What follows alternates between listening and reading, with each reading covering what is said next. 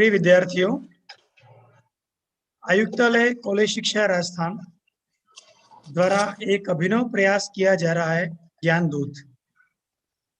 ज्ञान दूत आयोजन के माध्यम से राज्य और देश के महाविद्यालयी और विश्वविद्यालयी छात्रों के विषय को अपडेट करने के लिए और विषय से बने रहने के लिए एक नया नवाचार किया जा रहा है, अभिनव प्रयास किया जा रहा है ज्ञान दूत।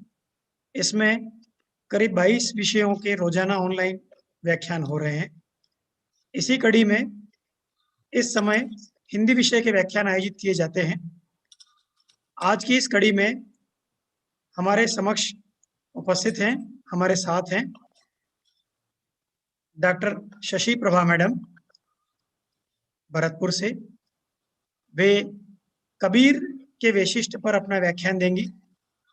कबीर, प्रिय विद्यार्थियों, सब जानते हैं, भारतीय साहित्य में अपनी वैचारिकी, अपनी भक्ति, अपने अक्खड़पन फक्कड़पन से एक बेलौस और निर्भीक रचनाकार और समाज सुधारक हुए कबीर। उस कबीर को एक समेकित प्रस्तुति के रूप में आपके समक्ष आज अपना व्याख्यान देंगी। मैं पूरे आदर और सम्मान के साथ आमंत्रित करता हूं डॉक्टर शशि प्रभा मैडम को भी आए और अपना व्याख्यान दें। शशि प्रभा मैडम।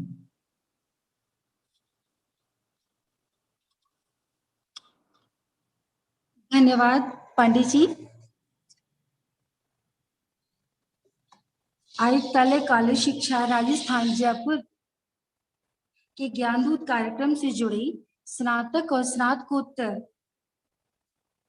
कक्षाओं के हिंदी साहित्य के सभी विद्यार्थियों का स्वागत है।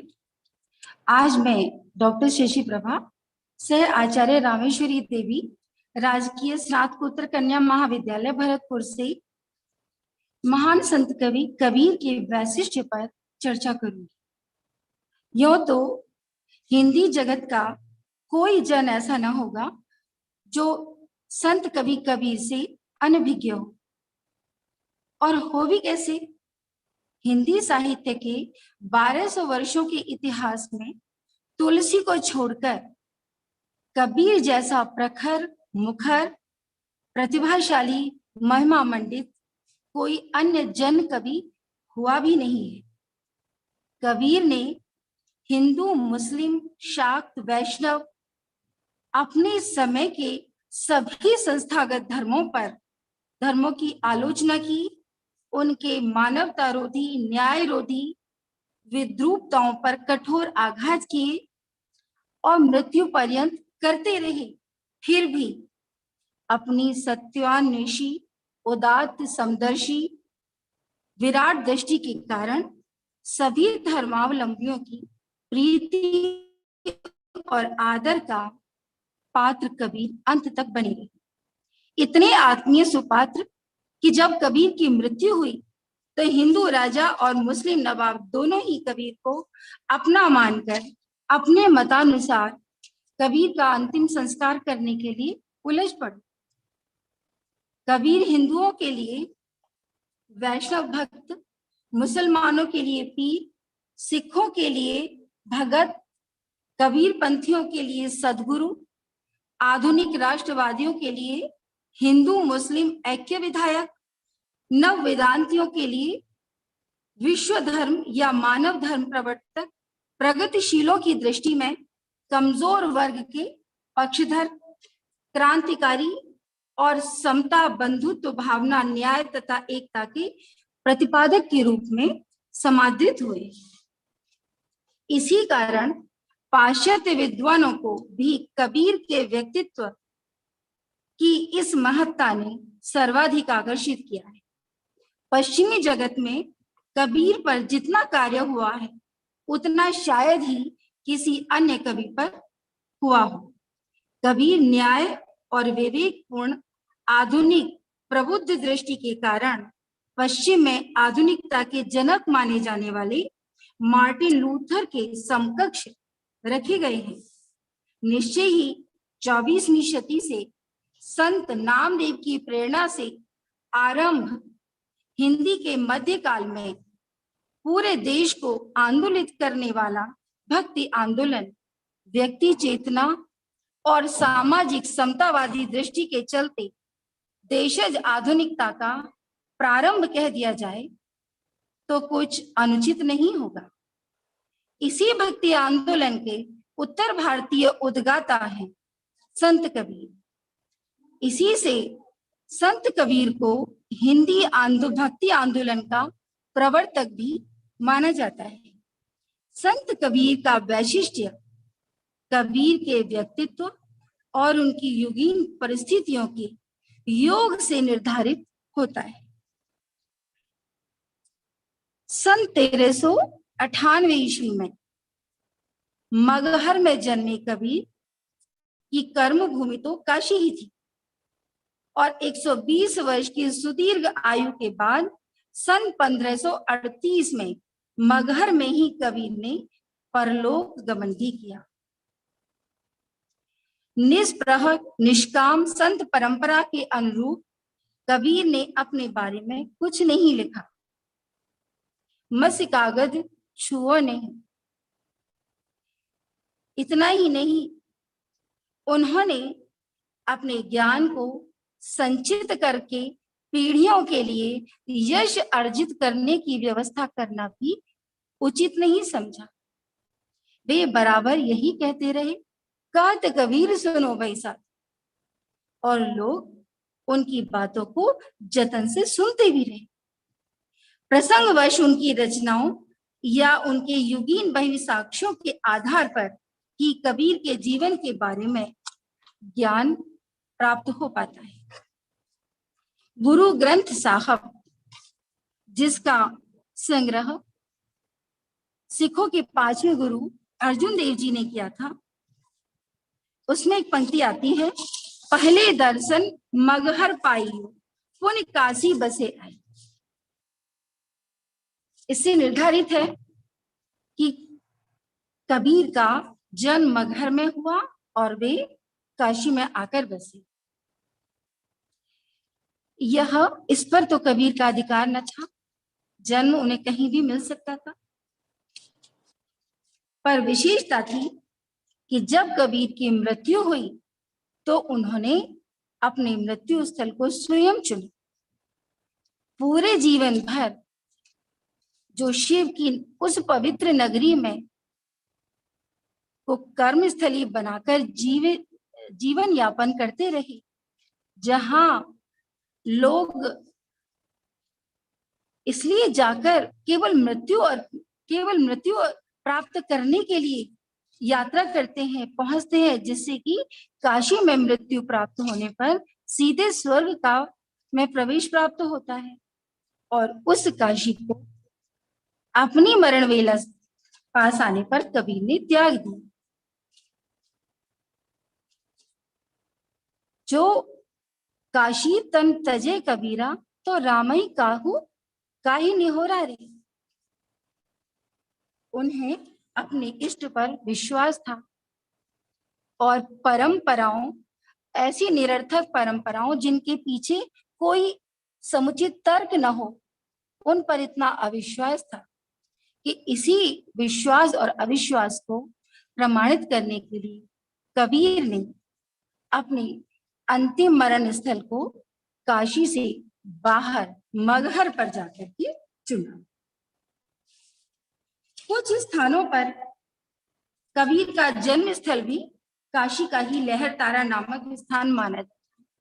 पर विडंबना देखिए कि कबीर के माता पिता नीमा और नीरू जुलाहा थे, पर वे उनकी औरत संतान थे अथवा पालित, इसका भी कोई पुष्ट प्रमाण नहीं मिला। हाँ, यह निश्चित है कि कबीर के माता पिता जुलाहा या कोरी जाति के थे, जो श्रमजीवी बुनकर कला से संबंधित है।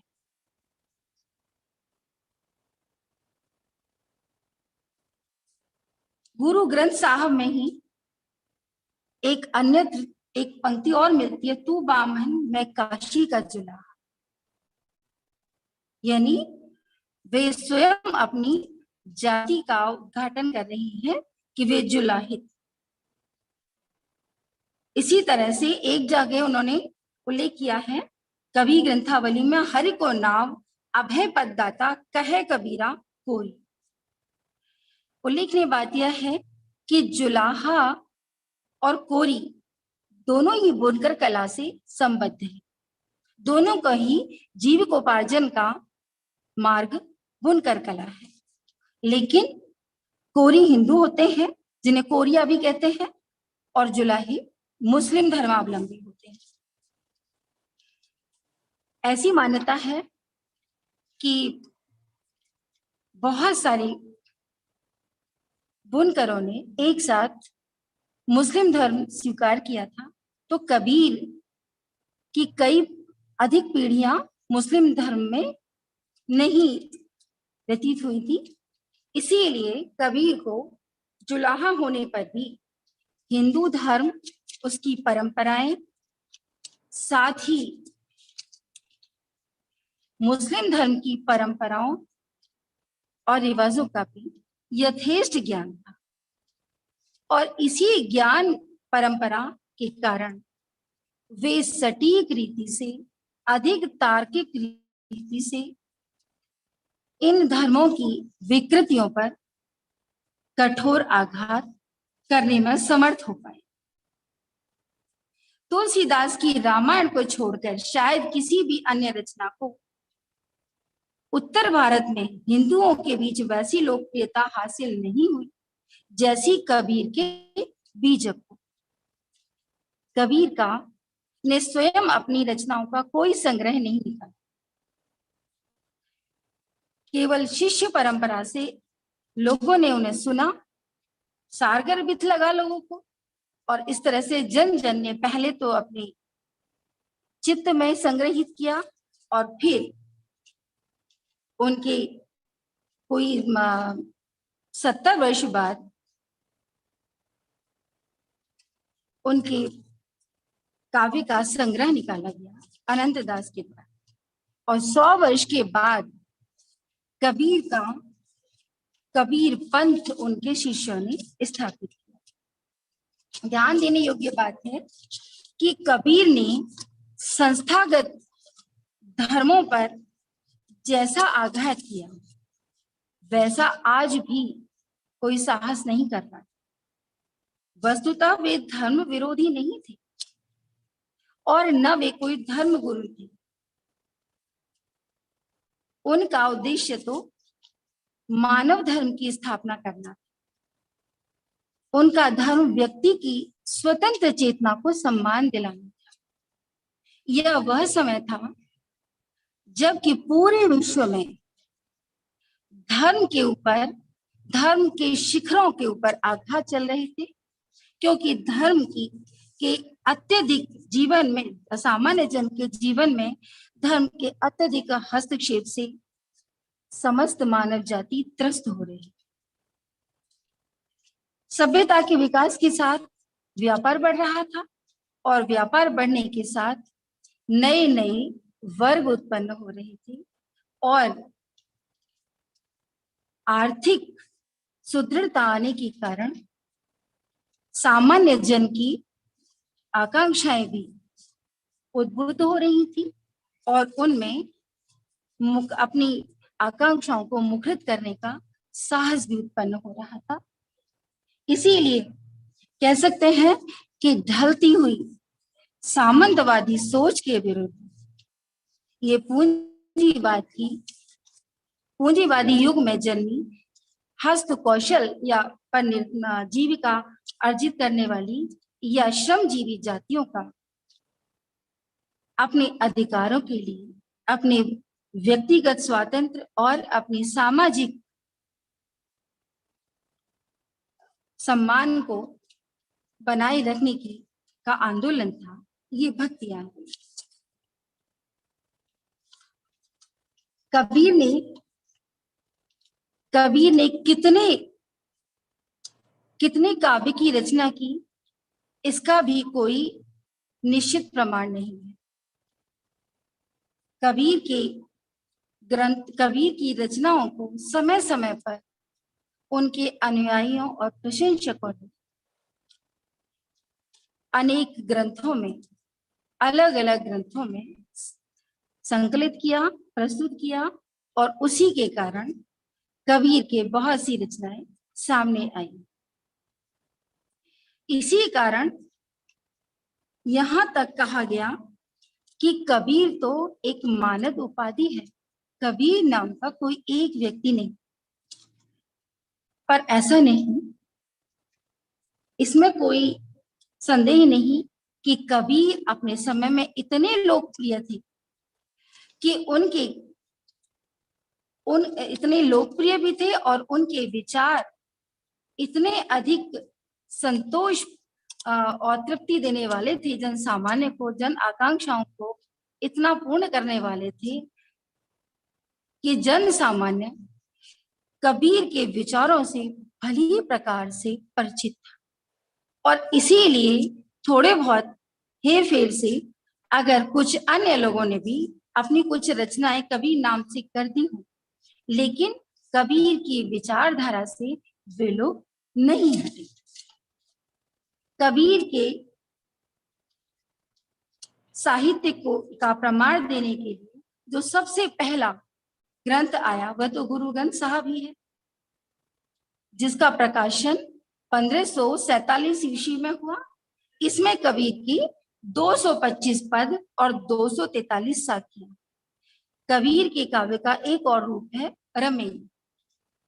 यद्यपि कबीर के अनुयायियों में, कबीर पंथियों में रमेनियां मंत्र की भांति बहुत महत्वपूर्ण और आदरणीय है, लेकिन गुरु ग्रंथ साहब में रमेनियों का उल्लेख नहीं है। इसके बाद पद सूरदास जी का यह संकलन निकला 1582 ईस्वी में। इसमें भी कबीर के 15 पद प्रसंगवश प्राप्त हुए। कबीर के शिष्य धर्मदास, जिन्होंने कबीर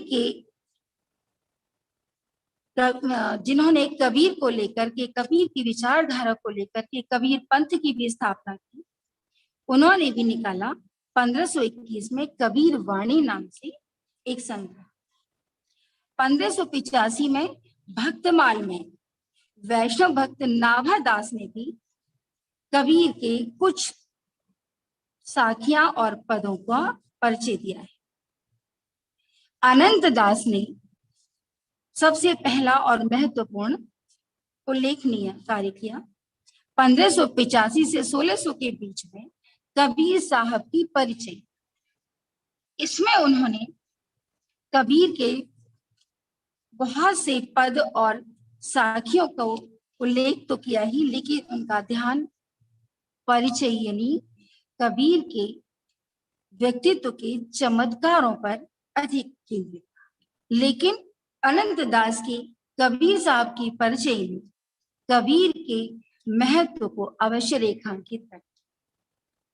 कबीर की ग्रंथावली आधुनिक काल में बाबू श्याम सुंदर दास ने 1928 में प्रकाशित की, जिसमें उन्होंने बहुत सी हस्तलिपियों, पांडुलिपियों को एकत्र करके 809 साखियां, 403 पद और 7 रमेनियां कबीर ग्रंथावली में प्रकाशित की। फिर डॉक्टर राम कुमार ने भी संत कबीर नाम से 1933 में एक संग्रह निकाला। कबीर ग्रंथावली डॉक्टर पारसनाथ तिवारी ने निकाला, जिसमें 200 पद, 134 रमेनियां और 744 साखियां प्रमाण से पुष्ट करते हुए उन्होंने उपलब्ध कराई। पारसनाथ तिवारी ने कुल मिलाकर 1600 पदों का उल्लेख किया कि यहाँ यत्र तत्र से 1600 पद और कोई 4500 साखियां और 135 रमेनियां उन्हें प्राप्त हुई, जिनमें से उन्होंने केवल 200 पद, 134 रमेनियां और 744 साखियों को ही प्रमाणों से पुष्ट प्राप्त पाया। कबीर का सबसे बड़ा संग्रह है बीजक। कबीर पंथियों में बीजक का स्थान एक धर्म ग्रंथ के समान आदरणीय। कबीर के दो शिष्यों भगवान दास, जिन्हें भग्गू दास भी कहा गया, और जगन्नाथ साहब को ये बीजक प्राप्त हुआ। जगन्नाथ साहब के बीजक का ही अधिक प्रचार प्रसार हुआ है। कबीर की मृत्यु के 100 साल बाद कबीर पंथ की स्थापना उनके 4 शिष्यों ने की, लेकिन उनमें प्रमुख धर्मदासी थे, जो एक व्यापारी थे।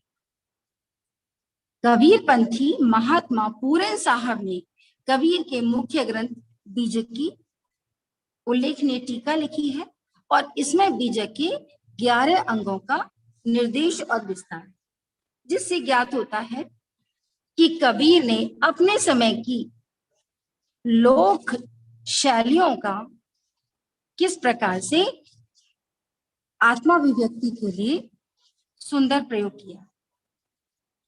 इसमें 84 रमैनियां, 115 सबद, 34 ज्ञान चौतीसा, 1 विप्रमतिसी, 12 कहरा, 12 बसंत, 2 चाचर, 2 बेली, 1 बिरहुली, 3 हिंडोला, 353 साखी, और इस तरह से कुल 619 छंद इसमें प्राप्त हुए।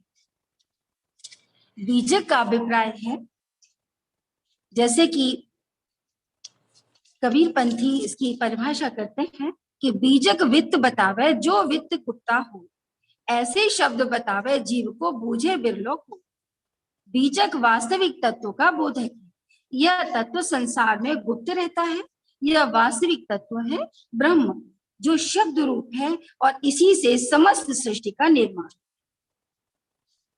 17वीं शताब्दी के आरंभ में कबीर पंथ की स्थापना जब धर्मदास ने की, उस समय तक वल्लभाचार्य दादू और चैतन्य के संप्रदाय की स्थापना हो चुकी थी।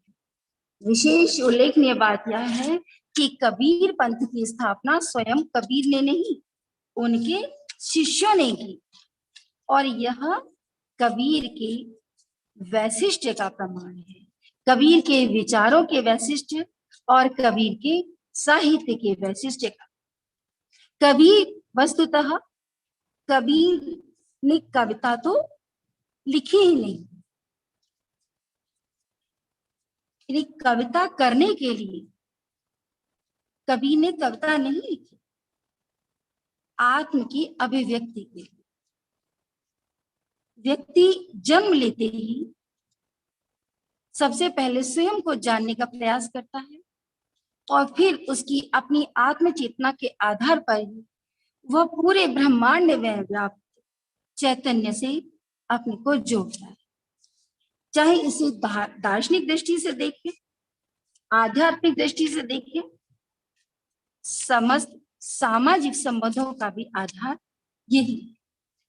और कबीर ने इन्हीं संबंधों और व्यक्ति के आत्म चैतन्य, इन दोनों को सम्मान दिलाने के लिए जीवन भर संघर्ष किया।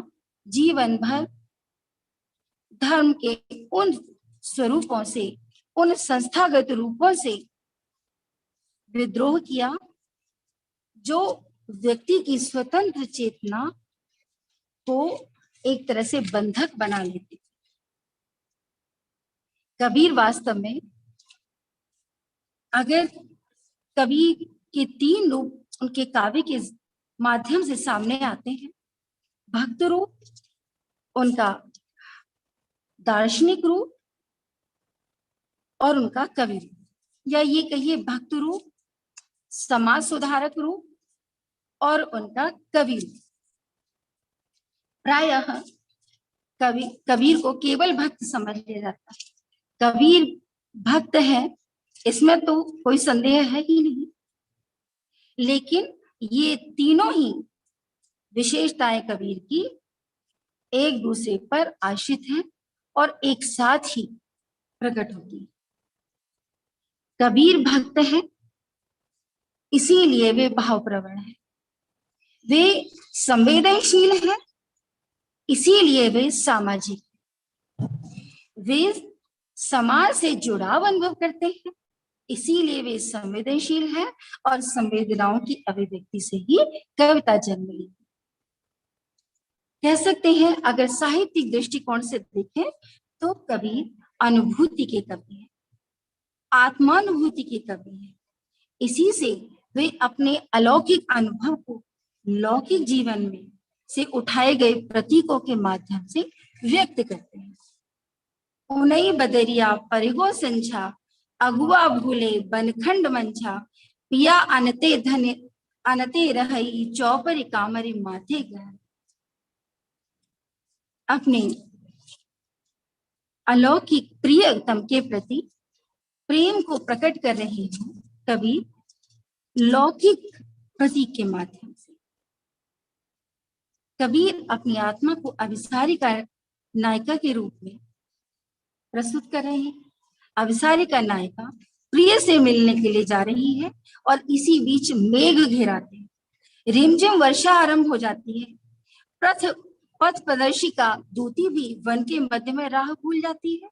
वर्षा से बचने को प्रिया ने चौपड़ता कंबल ओढ़ा और वर्षा जल से वह भी भीगकर भारी हो गया और इस तरह से प्रिया अपने प्रिय से नहीं मिल पाती।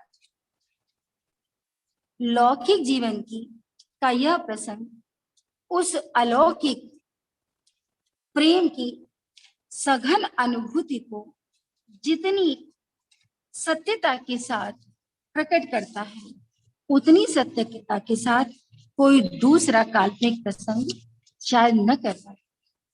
कबीर सत्य के अन्वेषी है, इसीलिए अपने लौकिक जीवन से जो स्वानुभूत प्रसंग है उन्हीं से भी अपनी कविता की सज्जा करते हैं, उपमानों का चुनाव करते हैं, अपने विषय को समझाने के लिए सहायक तत्व खोजते हैं और अपनी बात को कहने में पूरी तरह से सफल होते हैं। कबीर के उपास्य निर्गुण निराकार है, लेकिन उस निर्गुण निराकार को भी पुकारने के लिए तो कोई संबोधन चाहिए। कबीर ने संकोच नहीं किया। वैष्णवों के, शैवों के और मुसलमानों के, सूफियों के भी संबोधनों का प्रयोग करें। कभी कबीर अपने इष्ट को राम कहकर पुकारते हैं, तो कभी अल्लाह, कभी रहीम, कभी महेश, कभी कृष्ण। पर कबीर के राम दशरथ नंदन राम नहीं, कबीर के केशव यशोदा नंदन नहीं, कबीर के शिव, कबीर के महेश पार्वती वल्लभ नहीं है। यही वैशिष्ट्य है कबीर।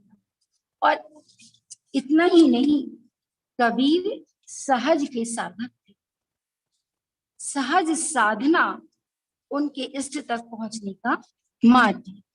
आचरण को शुद्ध रखें, मन को सात्विक बनाए रखें, मन को निर्मल रखें और जीवन के सभी कर्तव्यों का यथा समय पालन करते हैं। जीविकोपार्जन भी करें, पर संग्रह करने के लिए नहीं, उस ईश्वर के दिए हुए इस जीवन को सुरक्षित करने के लिए, जिसके रहते ही उस ईश्वर तक पहुंचने की साधना की जा सकती। यही है कबीर का वैशिष्ट्य। और इसीलिए कबीर जब अपने इष्ट को की साधना की बात करते हैं तो उसमें योगियों, सिद्धों की योग शब्दावली का प्रयोग भी करते हैं। कुंडलनी, महाकुंडलनी, अनहदनाद, मणिपुर चक्र, स्वादिष्ठान चक्र। लेकिन कबीर का की साधना तो पूरी तरह से सहज है। ये शब्दावली कबीर के अनुयायियों को, कबीर के पाठकों को, कबीर के श्रोताओं योग साधना की जटिल विधियों में नहीं ले जाती, वह उसी साधना के पथ पर ले जाती है जिसका संबंध मानसिक साधना से, आचरण की शुद्धता से है। और इस तरह से कबीर भाषा के डिक्टेटर दिखाई देते हैं, ऐसे डिक्टेटर कि भाषा उनकी किसी विचार को, किसी भाव को व्यक्त करने में असमर्थता दिखाने का साहस ही नहीं कर। जो कबीर कहना चाहते हैं वही अर्थ उनके श्रोताओं तक, उनके पाठकों तक पहुंचता है। यही है कबीर का वैशिष्ट्य। व्याकरण की दृष्टि से देखें तो कबीर की भाषा बड़ी ही त्रुटिपूर्ण है। उसे व्याकरण के किसी एक साँचे में नहीं रखा जा सकता, लेकिन उसमें प्रभाव इतना है कि चाहे कोई मार्मिक संवेदन हो या कोई ज्ञान का बौद्धिक विचार, उनकी भाषा जटिल से जटिल और कोमल से कोमल भाव को अभिव्यक्त करने में पूरी तरह से सफल होती है। एक और कहते हैं, जब वे व्यक्ति चेतना से घट घट व्यापी ब्रह्मांड में व्याप्त अखिल विश्वव्यापी चेतना की ओर बढ़ते हैं, तू करता तू भया मुझ में रही न हूं, मैं तू करता हुआ देखता रहा और मुझ में अहमन्यता बची ही नहीं। वारी फेरी बल गई जित देखूं तित तू, सर्वत्र उसी ब्रह्म का साम्राज्य दिखाई देता है। वस्तुतः आधुनिक चेतना के अनुरूप भी यह दर्शन की कोई जटिल गुत्थी नहीं है।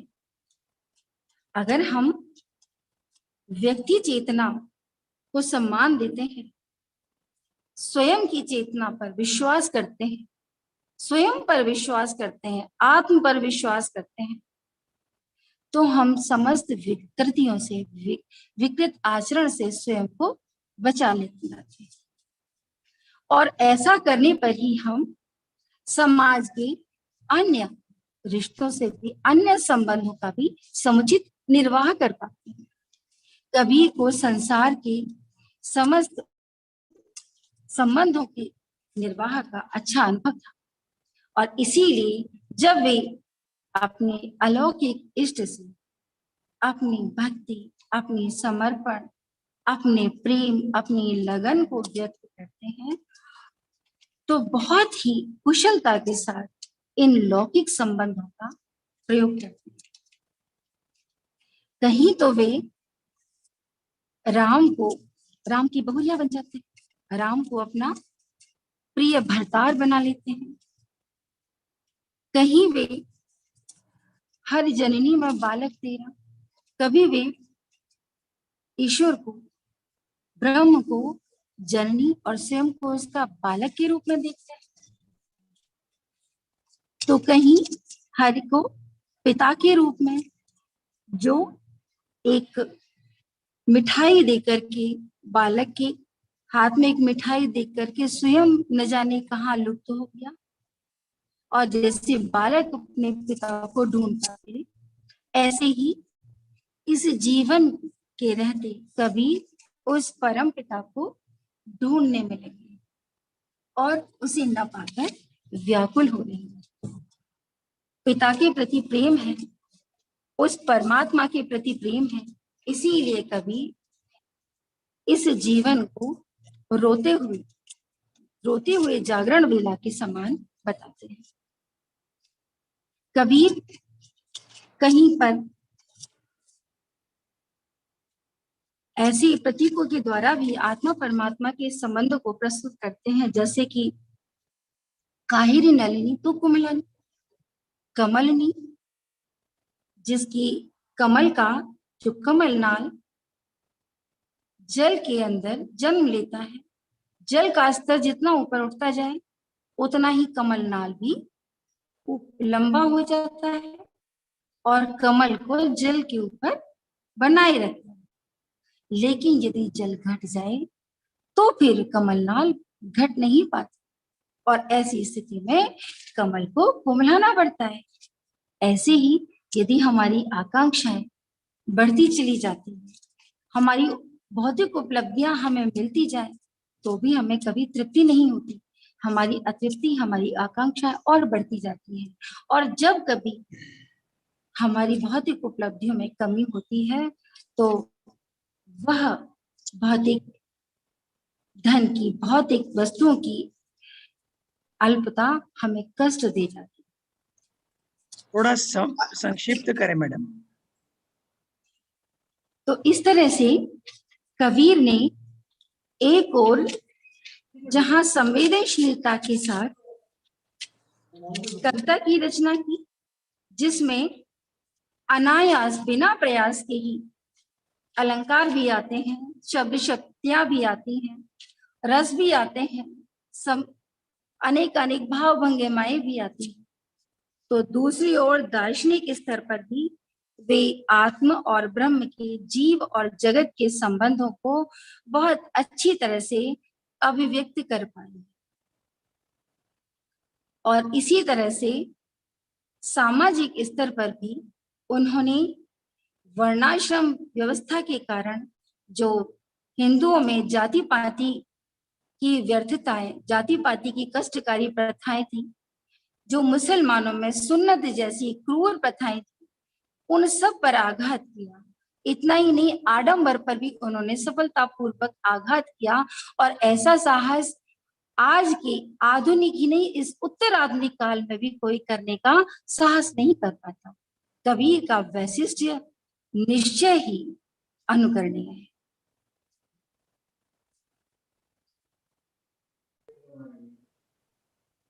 धन्यवाद। बहुत बहुत धन्यवाद डॉक्टर शशि प्रभा मैडम। चूंकि कबीर अपने आप में अनूठे हैं, अद्भुत हैं, एक ऐसा अनगढ़ हीरा है जिनको पढ़ना, समझना और फिर उसका अध्यापन करना अपने आप में बहुत दुष्कर कार्य है। उसको आपने बड़े ही सरस और बड़े सरल तरीके से विद्यार्थियों के सम्मुख प्रस्तुत किया। मैडम, आपका बहुत बहुत आभार आयोजन समिति की ओर से। प्रिय विद्यार्थियों, ऐसे जो लाइव सेशंस हैं, जो लाइव कक्षाएं हैं, उसका आप भरपूर आप उपयोग कीजिए अपने ज्ञानार्जन में। चूंकि ये सारे व्याख्यान हैं, वो सारे संकाय सदस्य हैं, जो फैकल्टी मेंबर्स हैं, प्रोफेसर्स हैं, बड़ी शिद्दत से आपके सामने एक समेकित रूप में प्रस्तुत कर रहे हैं। आप इसका अधिकाधिक लाभ लेवें। एक बार पुनः डॉक्टर शशि प्रभा मैडम आपका और सभी विद्यार्थियों का जो ऑनलाइन जुड़े हुए हैं, उन सभी का ज्ञानदूत समिति की ओर से मैं स्वयं और मेरे तकनीकी सहयोगी डॉक्टर शफकत राणा सर की ओर से सभी का बहुत बहुत आभार। धन्यवाद। जय हिंद। नमस्कार।